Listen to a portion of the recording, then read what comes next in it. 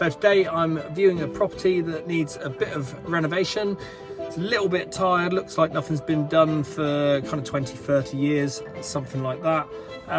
Decent size. It is quite a lot cheaper. It's on at $650, so it's about 2/3 of the price most of what I've been looking at the moment.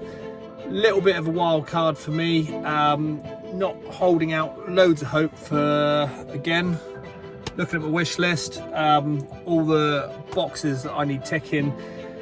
Is it going to tick all these? No, it's not, but it's worth having a look at. It's with an agent who I've not actually met before, so that's always a good thing. But yeah, I'll let you know how I get on.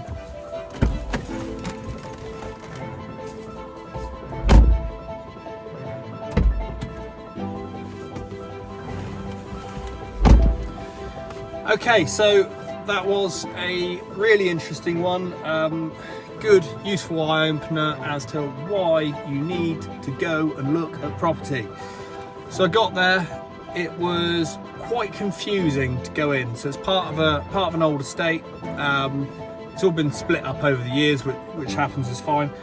As you drive in, everything's been separated. It's kind of quite confusing as to where you're going. Now, obviously, if this is your home, this isn't an issue at all whatsoever. But I'm looking at it from the perspective of creating a holiday let. So when someone gets to the holiday let, if they're at all confused, that puts them on a downer, it puts them on the back foot right at the start of their holiday. Good size, really nice bit of land with it, which that I wasn't expecting. She took me through a fence into a garden area. Huge amount of potential, loads and loads could be done, but it's quite, it's set in amongst other houses, which for holiday let, just not, it could work, but not for the model I'm looking for. I discounted it there and then. I said to the agent, yeah, very sorry, not for me.